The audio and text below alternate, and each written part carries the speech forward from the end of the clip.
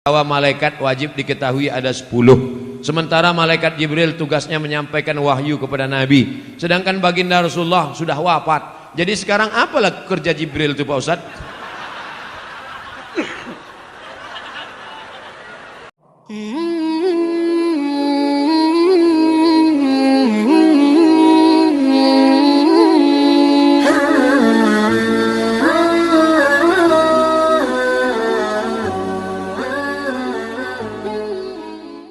Mana yang lebih dipilih, istri atau emak? Karena saudara saya tidak pernah mau mengakurkan terhadap ibu. Sakit hati istrinya sudah hampir kepada ibu saya. Gimana nih Pak Ustadz? Apa kata perempuan yang soleha? Aku milik suamiku, suamiku milik ibunya. Tidak ada sorga kecuali di tapak kaki ibu. Oleh sebab itu jangan lawan ibu. Makanya kalian yang lajang-lajang sebelum menikah, berani kalian berkata kepada dia, Adinda, aku mau nikah sama kau. You want to be a second woman, tapi kau akan menjadi perempuan yang kedua. What? Jadi kalau begitu aku istri yang kedua. Istriku satu kau, tapi perempuan yang kedua adalah, yang pertama adalah ibuku. Bangga kita melihat preman, tegap, berotot, bertatu, tapi tatunya tertulis di sini, I love Ahmad Den. Nah, enggak kita berbakti dia pada ibunya. Ibu tak bisa dilawan.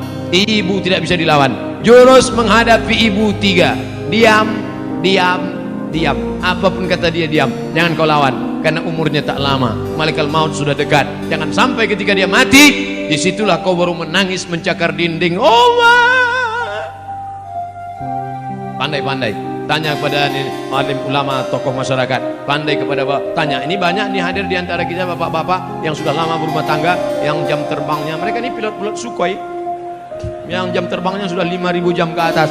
Bagaimana mereka pandai antara ibu, orang tua, antara keluarga, pandai mendamaikan. Mudah-mudahan kita termasuk orang yang diberikan kebaikan dunia dan akhirat. Amin. Nama saya XXX. Saya tidak ingin bertanya, hanya saya mau bilang baru-baru ini saya mimpi berjumpa Ustadz. Dalam mimpi saya memanggil Ustadz dan ingin bersalaman, tapi tak bisa saking ramainya orang. Dipetisah lah itu. Kemudian saya terbangun dan saya menangis, ingin tangan saya dan tangan Ustadz bersentuhan. Apa yang sering, laki-laki bukan perempuan, laki-laki. Alhamdulillah, alhamdulillah, saya ucapkan puji sama Allah. Sekarang dari mulai saya pulang dari Maroko 2008 sampai 2019, 11 tahun saya jadi Ustadz. Yang selalu mencari-cari saya itu, kemarin ada Ustadz Somad bisa datang ke rumah saya. Kenapa? Mertua saya sedang demam, memigau-ngigau manggil Ustadz Somad, Ustadz Somad.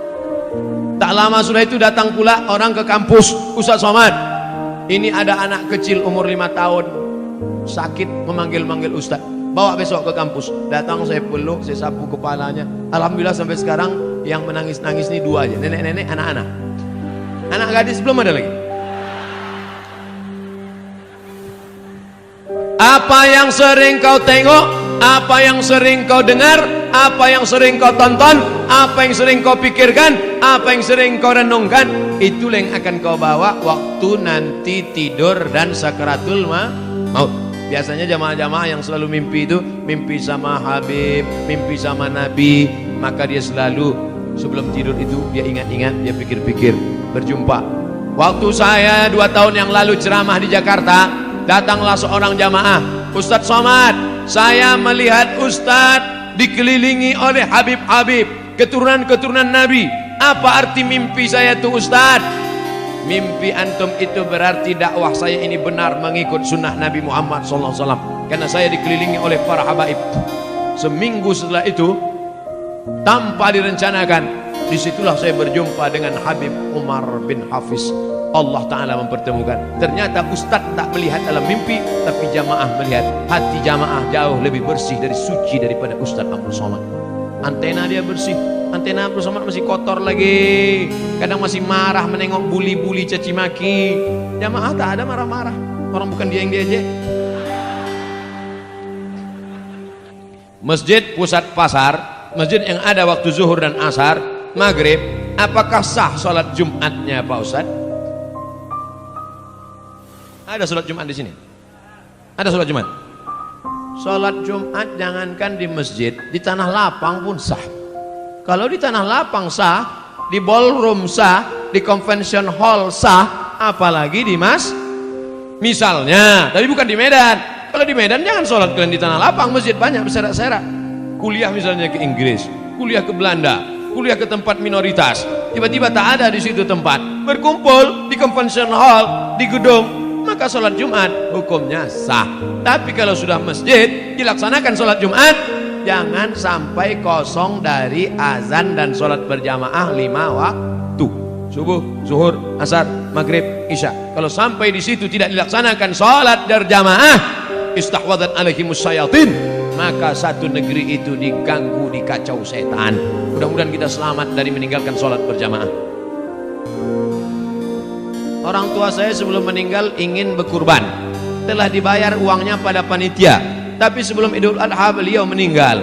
Apakah itu boleh diteruskan, diwakilkan pada anaknya?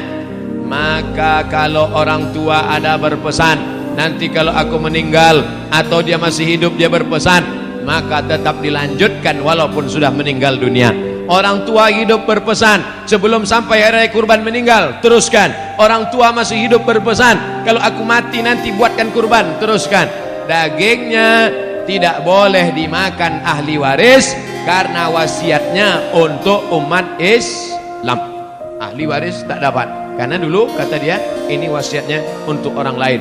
Tapi menurut mazhab Hambali, Imam Ahmad bin Hanbal, ahli waris boleh memakannya, karena ahli waris juga bagian dari umat Islam. Jadi kalau ada bapak ibu yang kemarin orang tuanya meninggal dunia, lalu diwasiatkan potong kambing, lalu kemudian dia ikut mendapatkan daging kuponnya, jangan merasa bersalah. Kalau ada ustadz mengatakan tak boleh ahli waris memakannya, berarti bukan dari mazhab Hambali, mazhab yang lain. Kita mengamalkan selama tidak keluar dari Hanafi, Maliki, Syafi'i, Hambali, selama ahlu sunnah wal jamaah, maka tetap kita boleh amalkan. Jelas? Ustadz, kita mengimani bahwa malaikat wajib diketahui ada 10. Sementara malaikat Jibril tugasnya menyampaikan wahyu kepada Nabi, sedangkan baginda Rasulullah sudah wafat. Jadi sekarang apalah kerja Jibril itu Pak Ustadz?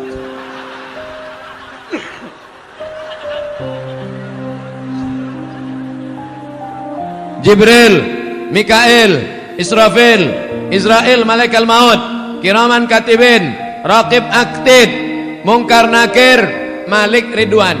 Itu pelajaran anak TK.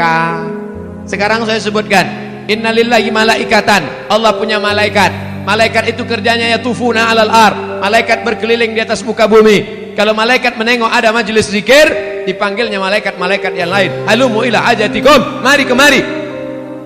Ada tak malaikat yang saya sebutkan mencari majelis zikir ini dalam yang 10 tadi? Tak ada. Jangan batasi malaikat hanya cuma 10. Yang 10 itu untuk memudahkan anak TK belajar, anak sekolah. Malaikat tak berbatas. Contoh kedua, inna ahadakum yujma'u khalquhu fi batni ummihi 40 yawman nutfah. Kamu diciptakan dalam perut ibumu 40 hari dalam bentuk air, sperma, 40 hari dalam bentuk darah, 40 hari dalam bentuk daging. Tsumma yursalul malaku, kemudian datang malaikat membawa rohmu dari alam arwah masuk ke dalam alam rahim. Ada disebutkan nama malaikat yang membawa roh itu? Tak ada. Maka malaikat itu jumlahnya banyak. Apa tugas pokok malaikat itu? Tengok dalam surat Al-Baqarah. Wa nahnu nusabbihu bihamdika wa nuqaddisu lak. Tugas malaikat pokok, tupoksi. Tugas pokok, fungsi malaikat adalah bertasbih. Ada malaikat yang sejak diciptakan sampai hari ini bertasbih tak bangkit-bangkit, subhanallah walhamdulillah wa la ilaha illallah wallahu akbar.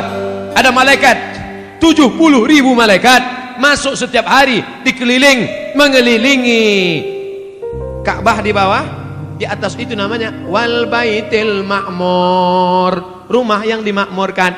Jibril malaikat berkeliling bertasbih, subhanallah walhamdulillah wa la ilaha illallah wallahu akbar, subhanallah. Malaikat berkeliling di atas. Adam alaihissalam rindu ingin menengok Baitul Ma'mur. Ketika turun ke bumi, kata Allah, buatlah bentuknya macam Baitul Ma'mur. Kalau dijatuhkan batu kerikil dari atas pos jatuh ke bawah, maka sama di bawah. Malaikat di atas memuji, mengagungkan Allah.